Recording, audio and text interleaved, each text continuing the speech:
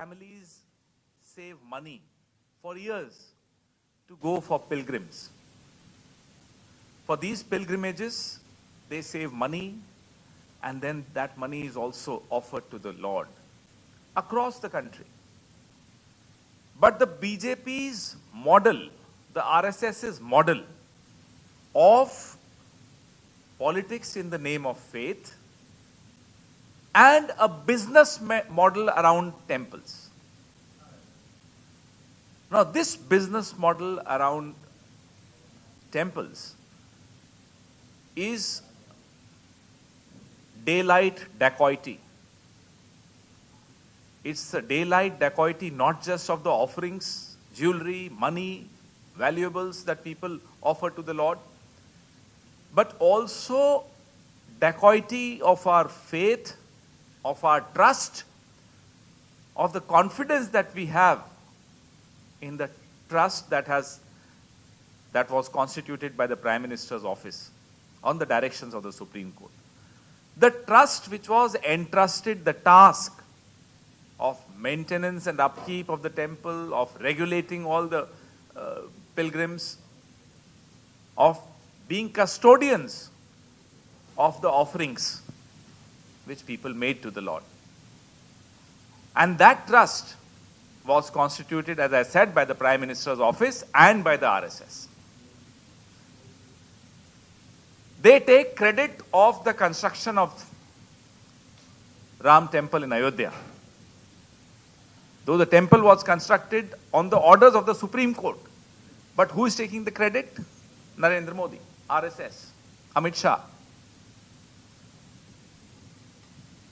Now when they have been caught red-handed, stealing from the offerings, Prime Minister is silent. RSS is quiet. Amit Shah is absent. Who will take responsibility of this daylight robbery? Why is the Prime Minister quiet? You can't arrest junior officers, junior employees, and allow the senior people who are supposed to be watchdogs to get away scot-free. That's what is happening in Ayodhya. There is an attempt to protect someone. Whether that someone is in Delhi or Nagpur, we don't know. But there is somebody or a group which is senior who is being protected. We have been raising our voice. We have been asking questions. We have been raising our demands on behalf of a lot of believers. Nobody has a right to defame the Hindu faith. Nobody has a right to backstab that faith the way RSS and BJP has done in Ayodhya and elsewhere also. There are reports coming from Badrinath temple. There are reports coming from another temple, Baglamukhi temple in Madhya Pradesh. That right, I am afraid nobody can give. These are self-appointed thekedars, contractors, custodians of my faith, of our faith. And look what they have done in the name of faith. I'll give you some examples which are very startling. There is a company called L&T. L&T offered that they will construct this temple free of cost. 1 rupee they'll charge. No. 2,100 crores was spent on construction of this temple. When there is a company which is willing to construct it free of cost, why do you have to spend 2,100 crore rupees? A stone supplier from my state, Rajasthan, if you see the facade of the temple, they've used the Dholpur stone. Dholpur stone comes from my state. So there is a stone supplier from my state who offered to supply stone free of cost, again charging 1 rupee. No. The trust decided to buy stone 500 rupees per square feet. That's the 1 square feet stone right here. So 500 rupees per square feet. When there is a person willing out of his faith to donate that stone free of cost, why do you have to spend so much money? I'll give you a third example. A land was purchased by this trust 7-8 kilometers away from the temple for 86 crores. And now on that land, they were growing cattle feed. Believe me, there is no Gaushala attached to the temple. So who were you growing this cattle feed for? That land was bought by the trust at the price which is 8 times higher than the market price. What was happening in the name of faith in Ayodhya? What is still happening in the name of faith in Ayodhya? Raises very, very important questions. We have asked the Prime Minister to speak up. We have also asked that this trust should be dissolved and a new trust should be constituted with religious leaders, activists, people who are influential in the society, who have a good name in the society. They should constitute the new trust. And we want to know, if everything was so transparent and nothing was going wrong, why was Champat Rai removed? Why was Anil Mishra removed? Why have 8 or 9 people been arrested? Why was the CCTV footage removed? We demand a digital forensic investigation of all their accounts, of everything. A complete forensic audit is required of donations, offerings, land deals, the same land being bought again and again. There are several examples of that. So, in the name of Maryada Purushottam, Lord Ram, anybody found stealing, misusing the name, needs to be punished, howsoever high he or she may be occupying that office. Even if that office belongs to Delhi, even if somebody sitting in Nagpur is responsible for this theft, that person needs to be brought to book for the sake of millions and millions of people who contributed to the construction of this temple and who also offered their belongings, their valuables to the god. We have demanded a time-bound inquiry under the supervision of a Supreme Court judge, sitting judge. If the government has nothing to hide, why are they running away from this demand? This so-called SIT, people don't have much faith in this SIT. People want an independent inquiry. The SIT report was submitted to a member of the trust, the same trust which is under question mark. So, entire country is shocked at the way 30 years, for 30 years RSS, BJP, Vishwa Hindu Parishad collected money in the name of Lord Ram. Nirmohi Akhada accused the Vishwa Hindu Parishad of siphoning off 1400 crores some 25 years ago. No investigation. Nothing.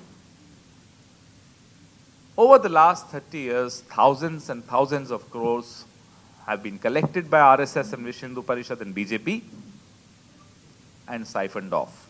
This is the business model of theft. Your questions, please.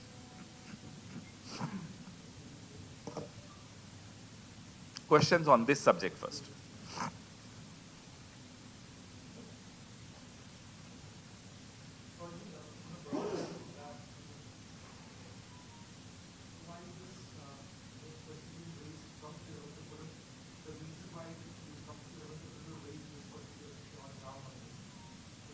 We have done 50 press conferences. Today we'll be doing, I think this is the 50th press conference.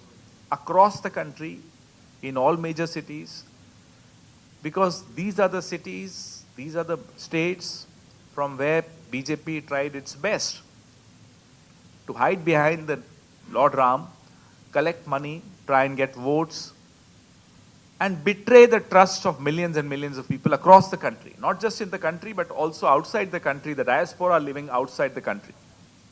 Therefore, we felt there was a need to go to all these important cities, all these important centers, and expose the wrongdoing of RSS, BJP, and Vishwa Hindu Parishad.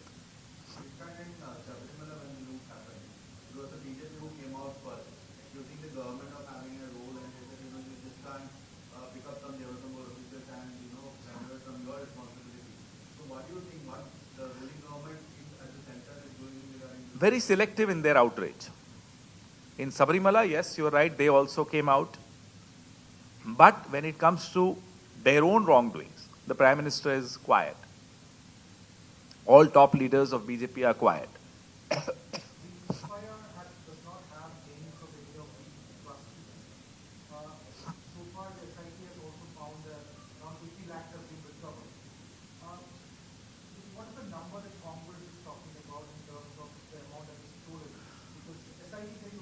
That's a very important question that you asked. Before this scam got exposed, the daily collection of Ayodhya was 16 lakhs every day. After the exposure, the collection has gone up to 25 lakhs a day. So you calculate. This is just the money, the rupee, the cash. There is a particular accusation raised by the Sindhi community that they had offered 200 kilograms of silver. Till date, we don't know where that silver is. They haven't shown that silver. They've just shown recovery of 80 lakhs and some ornaments, some jewelry. But a lot is missing.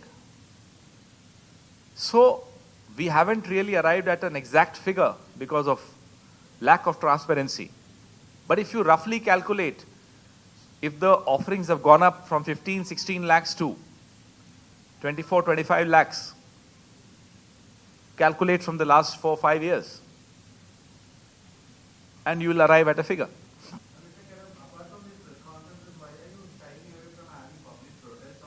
We are doing it in Uttar Pradesh. Our Pradesh Congress Committee is doing it. They are on the roads. In fact, they were put under house arrest. Our PCC president and all our senior leaders of Uttar Pradesh were put under house arrest. So at every level, we are raising this issue. It will. This is the reason why we are doing press conferences. So there are various levels of protest. You're right, we will be doing it.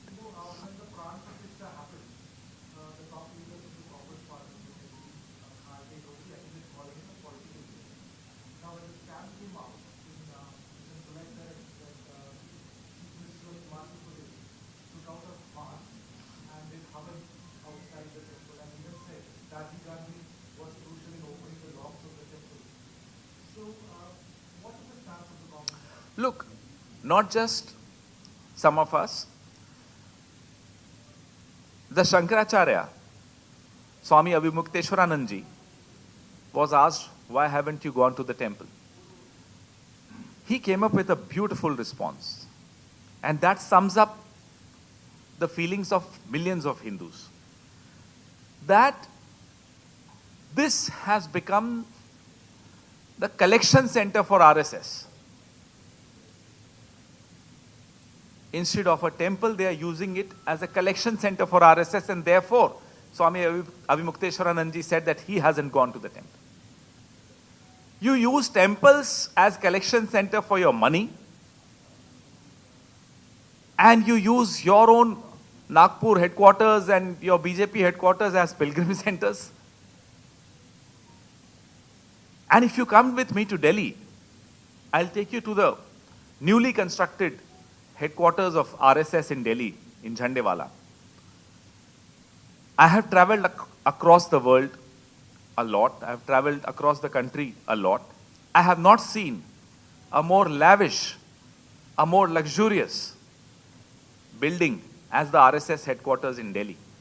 You come with me to the BJP headquarters in Delhi. You and I have heard of and perhaps visited some 7-star properties in the country. If there is something called 14-star, it's the BJP headquarters in Delhi. Is this why you are looting temples? Is this why you are indulging in large-scale corruption? Where is that money coming from? You ask us, why have we not gone to the temple? We ask you, why have you misused this temple? Why have you betrayed the faith and trust and confidence of people, of millions and millions of Hindus? That's the question all of us have in our minds. If this is over, then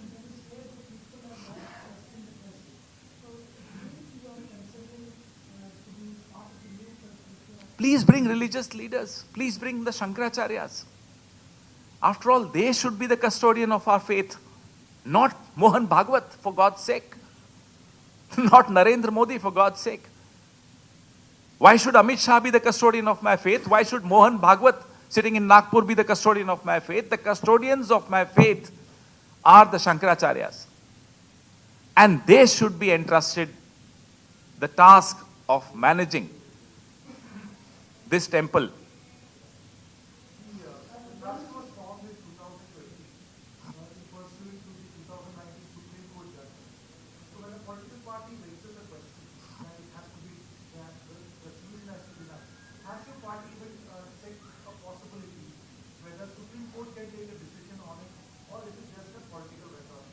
Supreme Court can take a decision on? On whether, because it was pursuant to the ruling by the Supreme Court, this trust was formed in 2020. Yet, but I must ask you, did the Supreme Court tell the Prime Minister's office who should be the trustees? Which gentleman should be a trustee? No. That was the choice of the Prime Minister's office and RSS, not the Supreme Court. Supreme Court did not give you names of people who should be appointed as trustees. Why did you keep the Shankaracharyas out? Why did you fill that trust with RSS? What was Nripen Mishra doing there? Where was he looking after the construction? So these are questions that need to be asked. And these are questions that need to be answered by the Prime Minister. Let's first focus on this. In case the questions are over on this, then you are most welcome.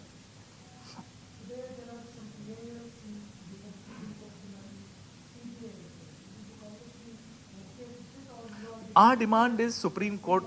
We have asked for a SC monitored time-bound probe. Because agencies also, people have question marks on agencies. Most cases, more ED than CBI, but most cases, these agencies are becoming extensions of the BJP. Mr.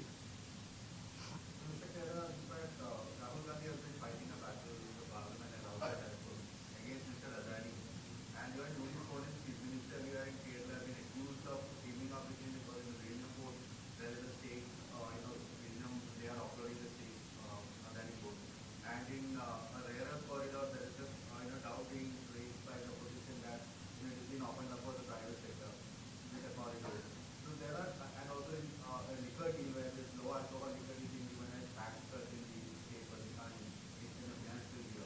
So how do you see this? Because look, I haven't really gone into these details of the state government right now.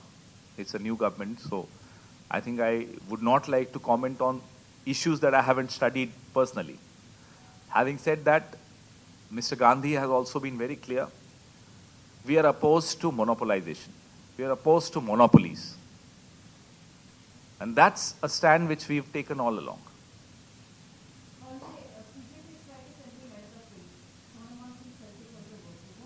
Sorry?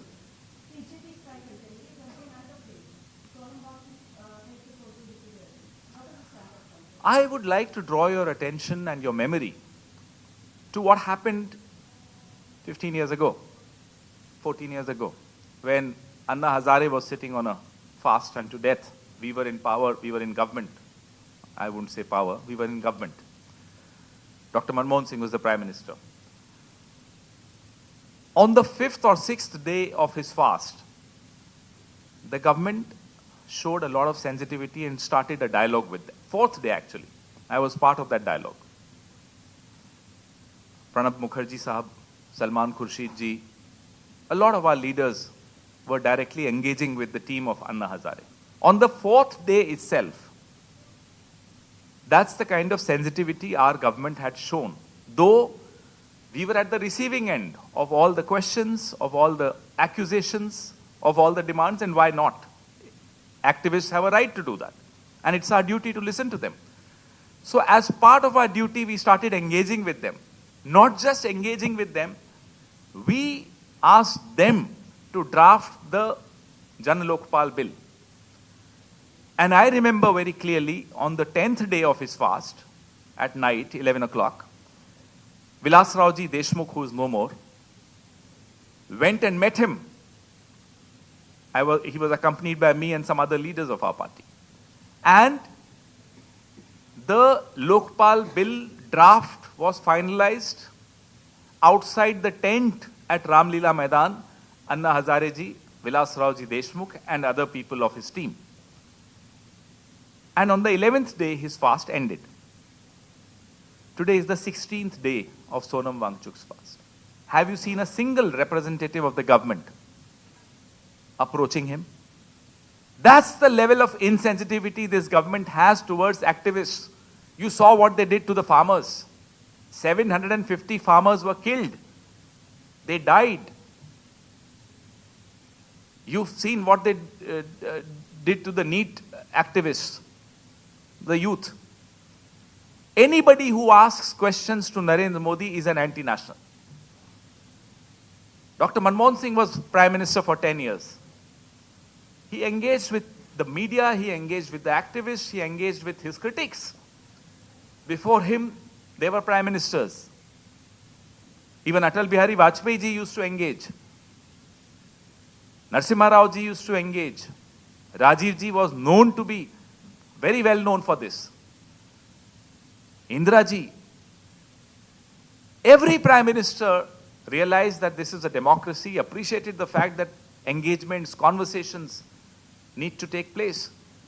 Here is the first government which is so insensitive that a 60-year-old, 59-year-old man has entered the 16th day of his fast, no engagement. Prime Minister is, I think, back now. He's busy giving melody chalk toffees to somebody in Italy. Engage with the people who are asking questions. That's our stand. You are in power. You have to engage. Why are you not engaging? Nobody is your enemy. You are in power. Therefore, questions will be asked to you. Demands will be made of you. Criticism also you'll have to face. But for God's sake, please engage.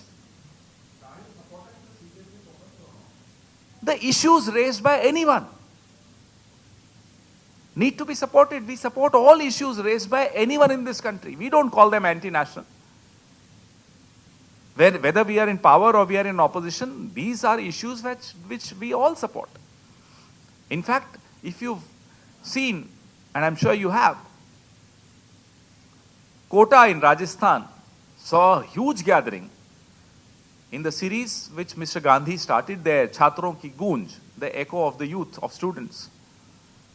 And 17th, again, he's doing it in Dehradun. So, we have been consistently raising the voice, the issues faced by the youth of this country who prepare for exams and the papers get leaked. They reappear for the exams. There is no faith people have in the examination system of this country.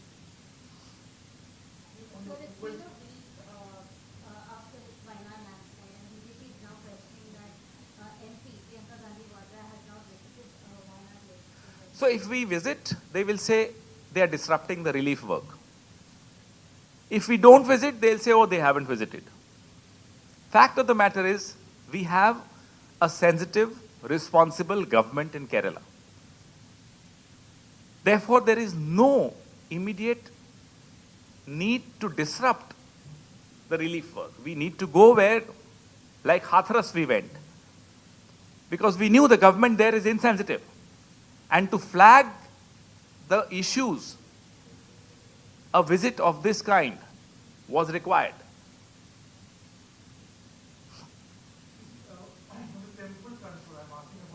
Sure.